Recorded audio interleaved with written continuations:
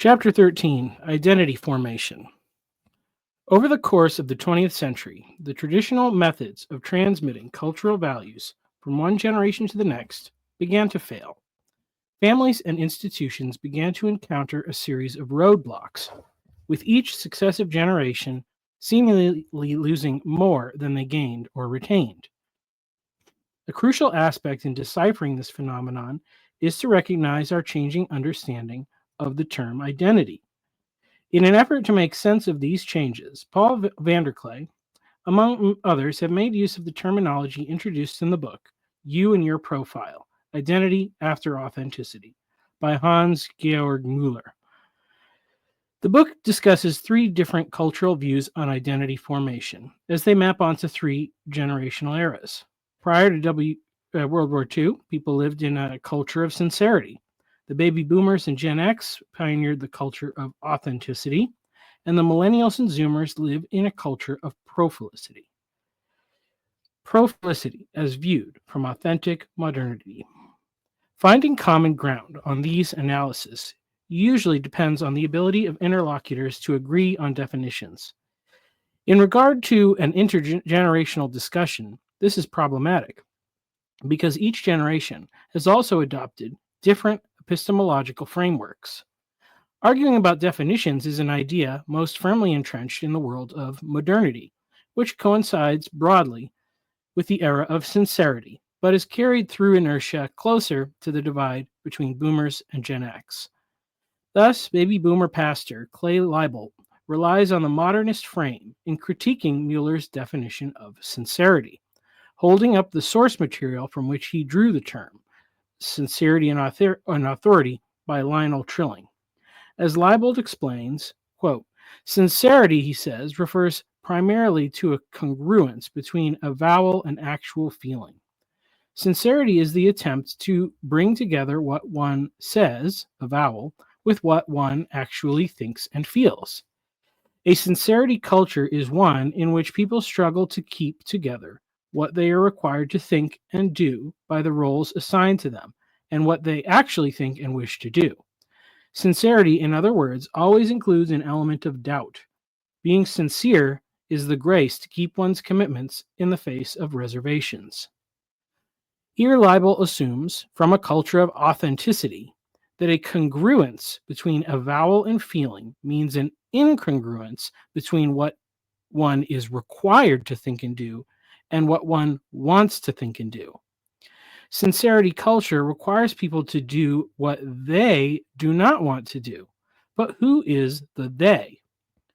Leibold seems to apply it is the authentic self, and the straw man of sincerity culture is one of assigned roles. Assigned by who/what?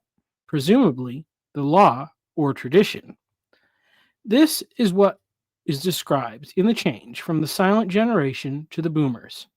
Grandma and Grandpa had their assigned roles in the house, the workplace, and church, which they dutifully performed in protest to an authentic self whose voice of protest gradually disappeared until only the roles remained. To struggle to do what one does not want to do sounds remarkably like the conflict described by St. Paul to the Romans. For I do not understand my own actions, for I do not do what I want, but I do the very thing I hate. Romans 7:15. The difference between what is wanted and what is hated is certainly a vast incongruence. But what Paul wants to do is that which society and culture are upholding as good. He wants to obey the law, yet he is not bound to the law by chains of sincerity, as Leibold defines it, because sincerity culture compels us to do what we don't want to do, but are required to do. Paul ends up doing what he does not want to do, which he is also required to do, but the requirement comes from a different master.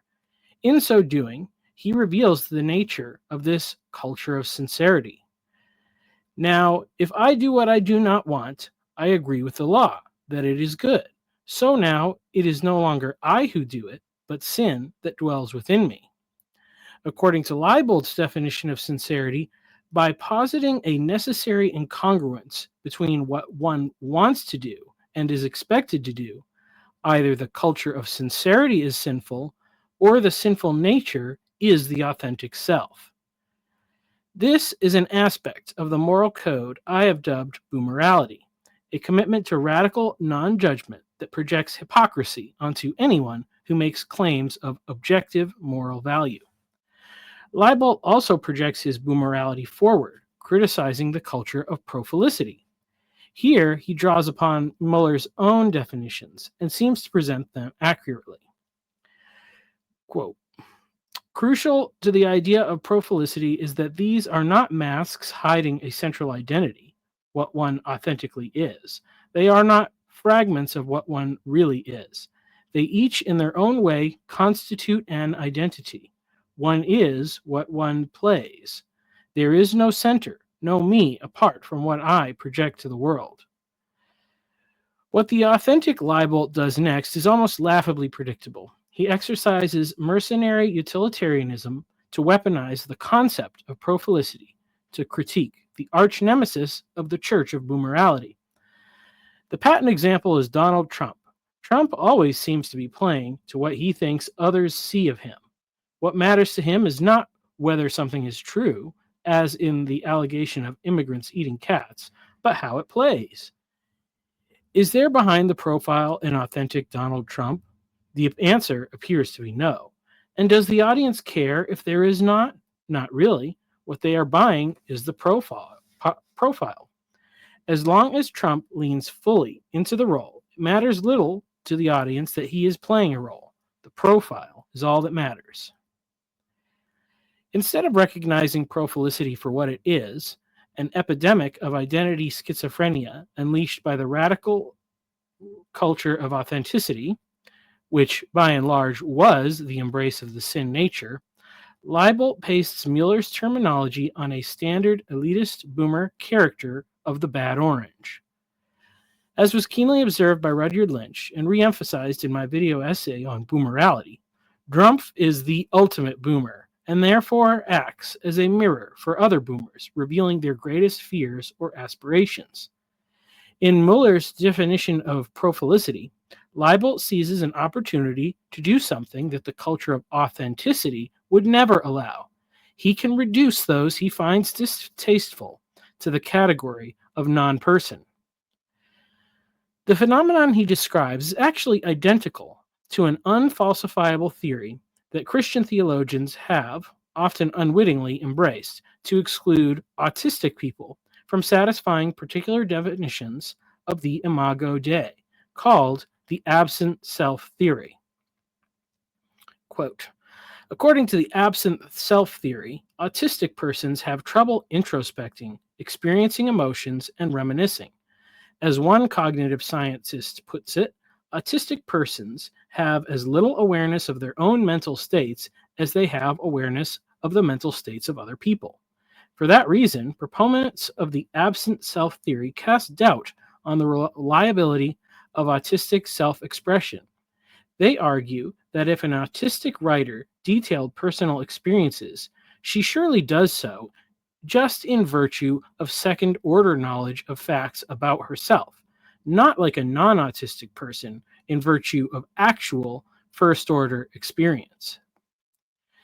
Autistic self-expression may have the veneer of first-order self-experience, but a researcher must exercise caution when attributing actual first-order self-experience to an autistic person, cognitive scientists advise. Williams, 2010.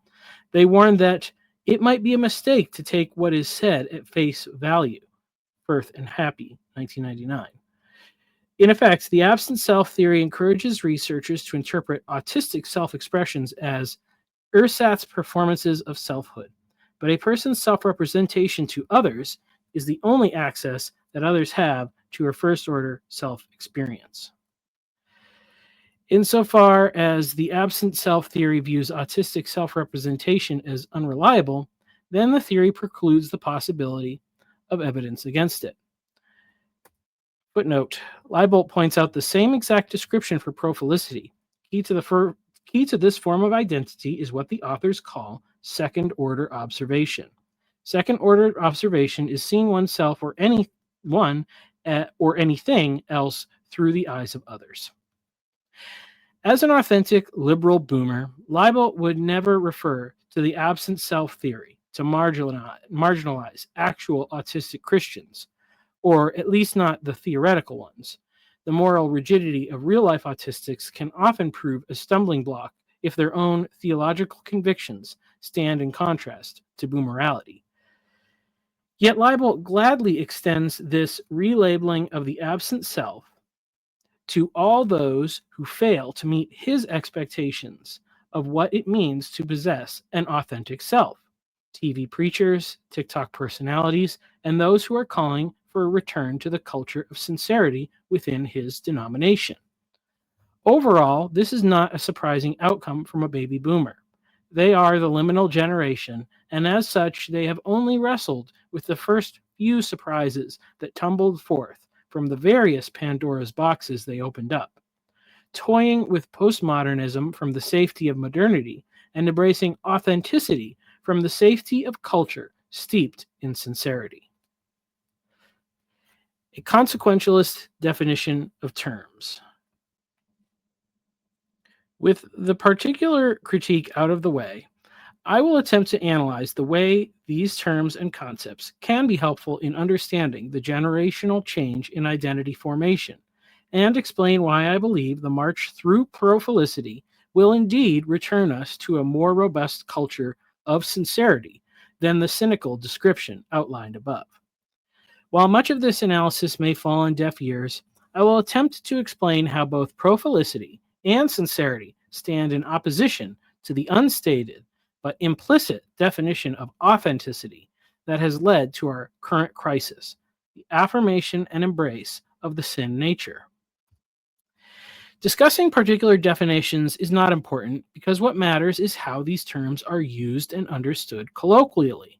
And that means that their usage in videos and discussions will have a much greater impact than their usage in academics' texts and little red blogs. That being said, what is generally agreed upon is the labeling of sincerity, authenticity, and profilicity as they map onto the generations. As noted above, these tripartite labels also correspond to the tripartite epistemological viewpoints of modernism, postmodernism, and metamodernism, but they overlap, with the first cultural model, sincerity, also overlapping with the previous cultural and epistemological frameworks that can both be labeled traditional. The culture of sincerity is in some ways the last vestige of the traditional culture, but it was unmoored from its philosophical underpinnings. It was carried through by inertia through the family structure, while the institutions had already, in theory, abandoned it. But to map it would look like this. See the chart below.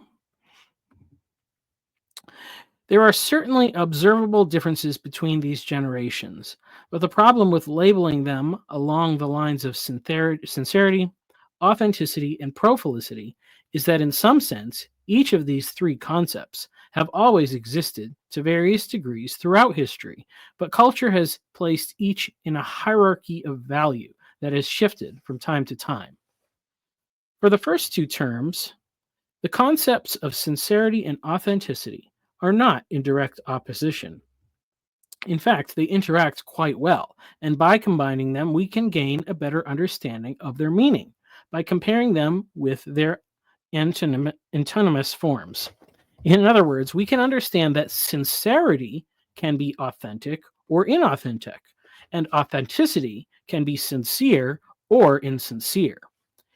In both instances, the emphasis is placed on the communication of information or emotion between two people. But the cultural preference of either sincerity or authenticity dictates a preference between the speaker and the recipient. In a culture of sincerity, the greater value is given to the recipient. It does not matter if the speaker is being authentic or inauthentic. By communicating in the form of sincerity, the recipient is protected by taking them at their word. The consequences of a breach of trust land squarely on the speaker. In the culture of authenticity, the greater value is placed on the speaker.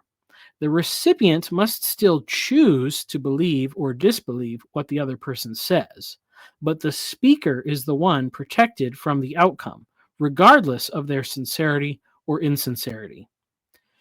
This is true of all communications and relationships between parents and children, pastors and congregants, teachers and students, or peers. But because these are cultural issues, the effects are amplified by the cultural elites. Rob Henderson provides an excellent example of these contrasting ways of communicating. Quote, "There has always been some amount of elite hypocrisy. Still, I prefer what I call the John F. Kennedy model of hypocrisy to what we have now. JFK was a flawed man, but the image he presented to the American public was that he was a good husband, a good father. In his private life, though, he was a philanderer and often an absentee father and had other shortcomings. But he thought it was important to set an example for the people. And now we have the opposite. Today, our elites get married, they have children, and for the most part, they live a very stable, conventional life. But if you ask them their opinions and attitudes around family, around marriage, around law abidingness, hard work, punctuality, integrity, honesty, and so on, they take a very relaxed attitude. Elites used to pay lip service to conventional values, but privately strayed. Now they publicly support straying, but privately behave in a more conventional way. Now it is important to introduce the third concept, that of profilicity. Profilicity is also concerned with how we communicate with others, but it introduces the aspect of choice. It relates to the idea of a profile, a curated image that represents how an individual wants to be perceived within a certain context. As a cultural movement, it relates to the dominance of profilicity above sincerity and authenticity, but this concept has always existed in the idea of a public and private persona. Thus, JFK's insincere projection as a family man was a form of profilicity, crafted for the general public. He may have had different forms of profilicity with various levels of sincerity and authenticity crafted towards those around him. It's quite likely that his authentic need for copious extramarital affairs was pitched in different terms towards his wife, who we know was aware to some extent, versus the secretary who was hired to service those needs, and the yes men who helped him facilitate his indiscretions.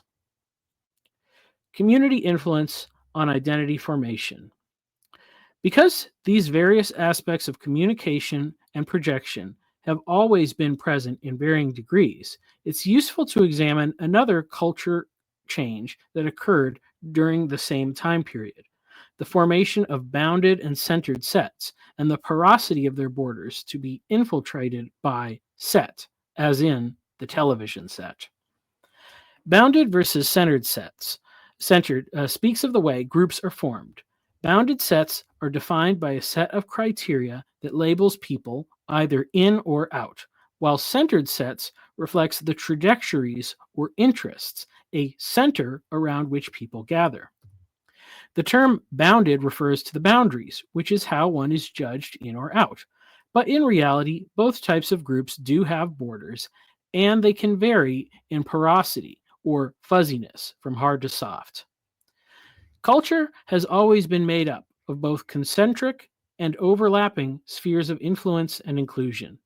The smallest circle is the individual, but only the hermit exists alone in this sphere. He is free to be as authentic and sincere with himself as he desires and does not care about profilicity. The next sphere is the union of husband and wife, followed by the family. The marriage is a bounded set. The children aren't part of it. This means that within the two-person union, there can be a different level of authenticity or sincerity than what is presented to the children. In the culture of sincerity, parents would often hide authentic flaws from their children that they may reveal to their spouse. This is demonstrated by the couples who did not particularly enjoy each other's company, but would stay together for the kids. At this point, it's important to highlight an important problem that emerges with the adoption of a culture of authenticity. As man and wife form a bounded set, it can provide the opportunity for greater authenticity. But a man is perfectly capable of forming another bounded set with a mistress, and it may be that within that sphere, he expresses a different type of authenticity. In regards to more or less, which is the authentic self? The self of sexual fantasies, or the self who co parents the children? The two women who, accepting the differing versions of authenticity he presents, must question his sincerity. If it comes to a point of confrontation, the wife will make him choose, and if he chooses the mistress, he can no longer relate to her in the same way. She expects to become his wife. In the age of sincerity, many wives forgive their husbands if they promise to change. In the age of authenticity, the mistresses won husbands with a penchant for cheating. The only version of the authentic self that can unite these contradictions is the sin nature. The family is also a bounded set, with another level of sincerity and authenticity tolerated within that may be different from what is projected outward. The children of JFK may have to deal with a certain amount of public knowledge over their father's indiscretions, but they are under no obligation to share whatever hidden skeletons still lurk in their memory. Nor are they under the obligation to accept public perceptions about how terrible he was as an absentee father. Beyond the scope of the family, everyone lives within a certain amount of widening cultural circles: church, business life, your neighborhood, and local town. Each widening circle requires a somewhat different blend of sincerity and authenticity, often dictated by the porosity of the borders within. For example, a church could be a place where people feel free to express sincere authenticity by confessing their sins and weaknesses, while for others, it's a place to project inauthentic sincerity to protect a certain profile within that community. For those who curate a false profile in church, other third places, like bars and lodges, may be the places where they can practice sincere authenticity. These examples all exist within the context of culture of sincerity. The non-porous borders of a bounded set allows individuals the freedom to express authenticity that contrasts their public profile in a culture that values sincerity. Within a culture of sincerity, centered set communities are public and under a stricter obligation to be sincerely authentic and authentically sincere. This phenomenon can be best explained by the patronage of local businesses. People are free to choose one set of products or services, such as a preference for Fords over Chevrolets, or a particular type of cuisine. This forms centered set communities. A business owner must present a profile of sincerity first. People will walk away from the salesman who doesn't even pretend to care.